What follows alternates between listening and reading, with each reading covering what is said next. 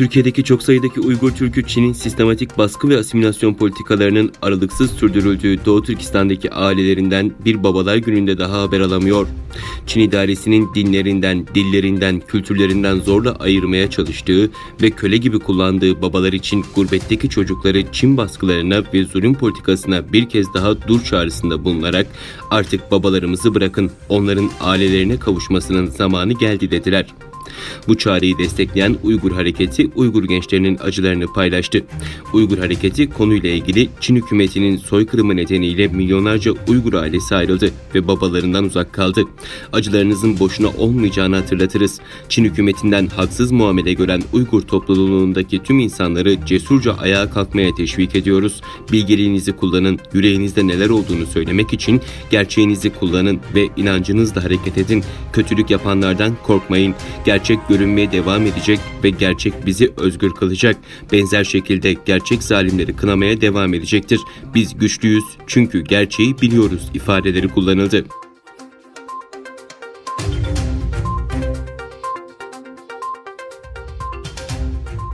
ABD Başkanı Donald Trump, Uygur İnsan Hakları Politikası yasasını imzaladıktan sonra Çin devlet medyası ABD hükümetini ve halkını itibarsızlaştırma ve karalama kampanyası başlattı.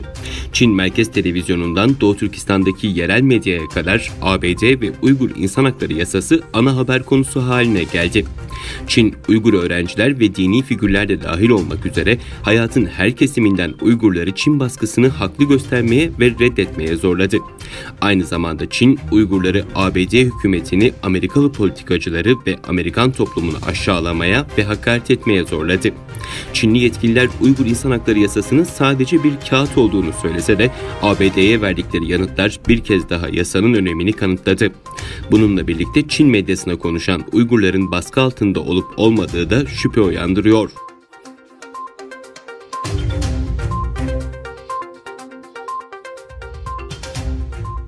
Hindistanlı bir bakan Çin sınırında yaşanan arbedede en az 40 Çin askerinin ölmüş olduğunu ileri sürdü. Geçen hafta Galvan Vadisi'nde Çin ve Hindistan arasındaki tartışmalı sınır bölgesine devreye gezen iki ülke askerleri arasında çıkan çatışmada Yeni Delhi 20 askerinin öldüğünü ve 76 askerinin de yaralandığını açıklamıştı. Eski bir general olan Yol ve Ulaştırma Bakanı Singh bir televizyona verdiği röportajda eğer bizim tarafımızda 20 şehidimiz varsa onların tarafında en az 2 katı ölü var demektir ifadelerini kullandı.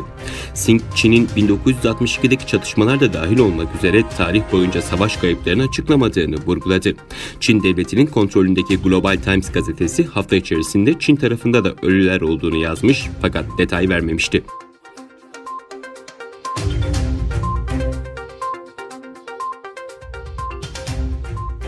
Japonya Savunma Bakanlığı'ndan yapılan açıklamaya göre Çin donanmasına ait olduğu tahmin edilen ve Japonya karasularını ihlal etmeyen bir denizaltı ülke karasularına yaklaştı. Dipten seyir izlerken radara giren denizaltı Amami Oshima ve Takara adaları arasında Japonya karasularına ait 10 kilometre mesafeli iki yakadan geçiş yaptı. Batıya doğru seyrederken en son Yokoate adası yakınlarında görülen denizaltı için Japonya Deniz Öz Savunma Kuvvetleri bölgeye devriye uçağı ve destroyer gönderdi.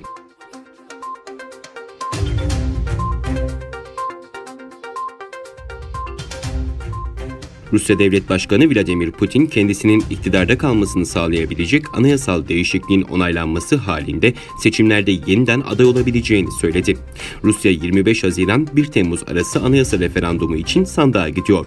Referandumda Putin'e 6'şar yıllık 2 dönem daha görevi sürdürme imkanı tanıyan değişikliğin de olduğu bir dizi anayasal düzenlemeler halkın onayına sunulacak. Kremlin ve yanlıları anayasa referandumunun parlamentonun yetkilerini güçlendirmek için gerekli olduğunu savunuyor. Muhalifler ise söz konusu planların 2024'te görev süresi dolacak olan Putin'i 2036'ya kadar iktidarda tutmak için yapıldığını söyleyerek Kremlin'in hedefini anayasal darbe olarak niteliyor. Reuters'ta yer alan bir haberde devlet televizyonuna konuşan Putin'in devlet başkanlığını sürdürme ihtimalini gözden çıkarmadığını söylediği yazdı.